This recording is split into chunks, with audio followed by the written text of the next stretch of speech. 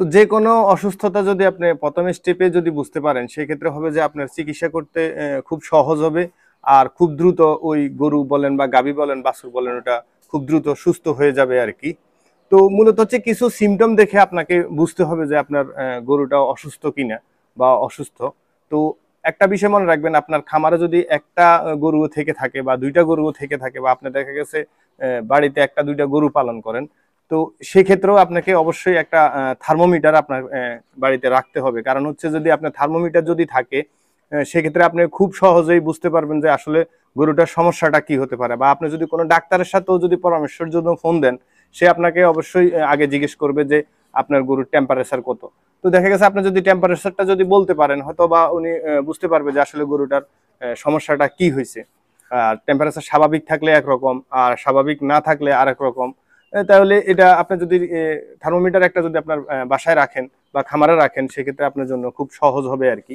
তো সিমটম গুলো হচ্ছে যে এরকম, দেখা গেছে যদি গরুর কোনো একটা সমস্যা, দেখা গেছে ও গতকালকে স্বাভাবিক খাইছে, স্বাভাবিক ছিল, আজকে সকালে দেখেন ওরা হয়তো খাবার দিতে গেছেন আপনি, ও খাবারে অনীহা প্রকাশ করতেছে, মানে দেখা গেছে আশেপাশে যে গরুগুলো আছে এগুলো সবগুলো উঠে দাঁড়িয়ে গেছে খাবার খাওয়ার জন্য, কিন্তু ও উঠে দাঁড়াইতেছে না, ও শুয়ে আছে।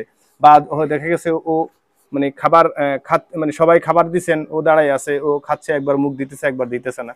এটা হচ্ছে যে আপনার একবারে ধরে নিতে হবে যে তখন এই গরুটা কোনো একটা সমস্যা আছে। সমস্যা না থাকলে সেই ক্ষেত্রে ও খাবার অবশ্যই খাইতো আর কি।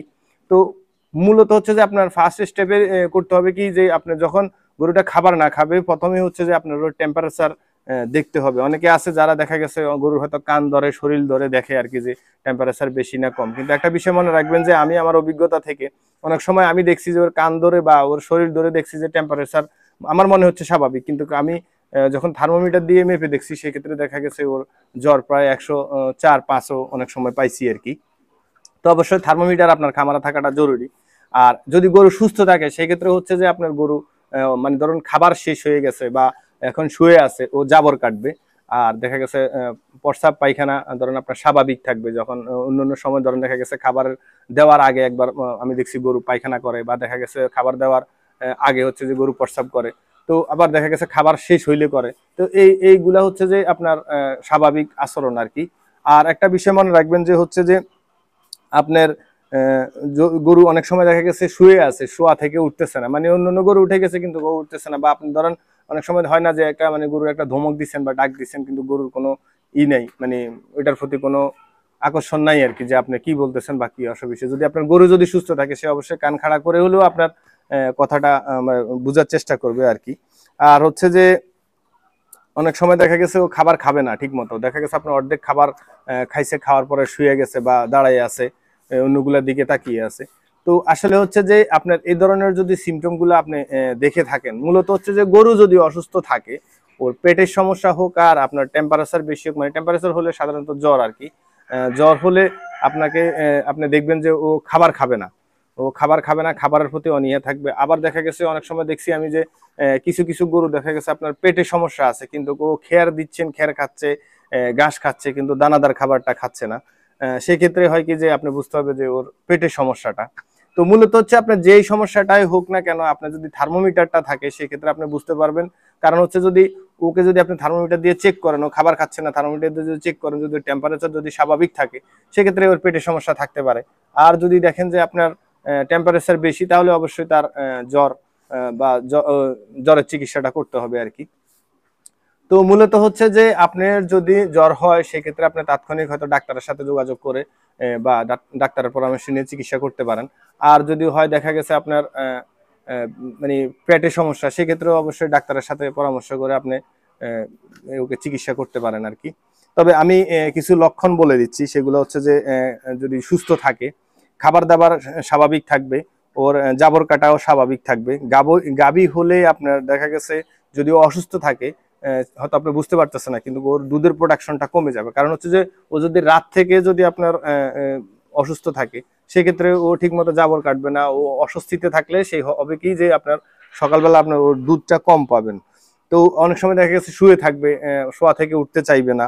এরপরে হচ্ছে যে কানগুলো অনেক সময় দেখা গেছে আপনার এই যে আমার পিছনে যে গরুটা দেখতে পাইতেছেন, ওর কানগুলো কিন্তু দাঁড়ানো অবস্থায় আছে, কিন্তু যখন দেখবেন যে ওর কান শুয়ে থাকবে, ও কান নাড়াচাড়া করবে না। তারপর হচ্ছে যে খাবার সময় হলে দাঁড়িয়ে যাবে, এটা হচ্ছে যে স্বাভাবিক আচরণ। কিন্তু যদি আপনি দেখেন যে খাবার আপনার মানে দিতেছেন কিন্তু ও শুয়ে আছে, তার মানে ও অসুস্থ আছে, ওর যে কোনো একটা সমস্যা আছে। ঠিক আছে। আর দেখা গেছে আপনি যদি সুস্থ থাকে, অন্য গরুকে দেখা গেছে আপনি খাবার দিচ্ছেন কিন্তু ও ছটফট করবে খাবারের জন্য। আর যদি অসুস্থ থাকে সেই ক্ষেত্রে ওর এটার প্রতি কোনো মানে হবে না আর কি। আর হচ্ছে দেখে যে আপনার দেখা গেছে অনেক সময় গরু যদি অসুস্থ থাকে, মানে যেমন হচ্ছে যে যদি শরীরে জ্বর থাকে, সেক্ষেত্রে অনেক সময় পশমগুলা দাঁড়িয়ে থাকে। আর যদি সুস্থ থাকে সেই পশমগুলা শোয়া অবস্থায় থাকবে আর কি, একবারে শরীরের সাথে মিশিয়ে থাকবে আর কি। আর খাবার শেষ যদি সুস্থ গরু থাকে, সেই হচ্ছে যে খাবার শেষ হওয়ার পর পর দেখা গেছে 10 মিনিট 5 মিনিট পর পরেও জাবর কাটা শুরু করবে আর কি। আর পায়খানা প্রস্রাব ঠিক থাকবে যদি ও সুস্থ থাকে। আর যদি আপনার ওর পেটে কোনো সমস্যা থাকে বা গ্যাস থাকে, সেক্ষেত্রে হবে কি যে ও মানে পায়খানা প্রস্রাব ঠিক থাকবে না, তো দেখা গেছে অনেক দেরিতে আপনার পায়খানা করবে, তাও হচ্ছে যে পায়খানা অনেক অনেক শক্ত থাকবে আর কি, যেটা স্বাভাবিক না। আবার অনেক পাতলা পায়খানাও আবার স্বাভাবিক না। ঠিক আছে, মিডিয়াম সাইজে মানে মিডিয়াম টাইপের পায়খানা হলে সেটা ঠিক আছে।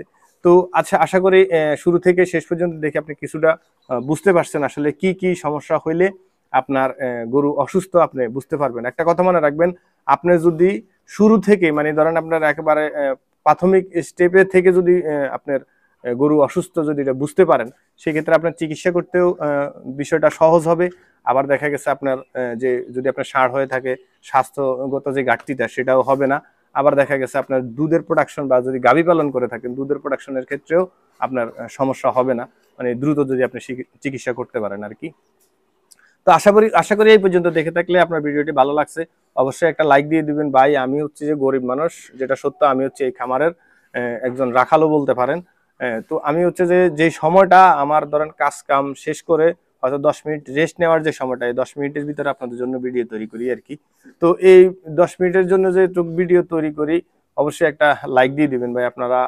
মানে লাইক দিতে যে কি লেগে আপনারা কৃপণতা করেন সেটা জানি না। আর এই ধরনের ভিডিও যদি আরো পেতে চান, অবশ্যই চ্যানেলটাকে সাবস্ক্রাইব করে পাশে থাকা বেল আইকনটি বাজিয়ে দিবেন। অন্য কোনো বিষয় নিয়ে অন্য সময় কথা হবে। আল্লাহ হাফেজ, আসসালামু আলাইকুম রহমতুল্লাহি ওয়া বারাকাতুহু।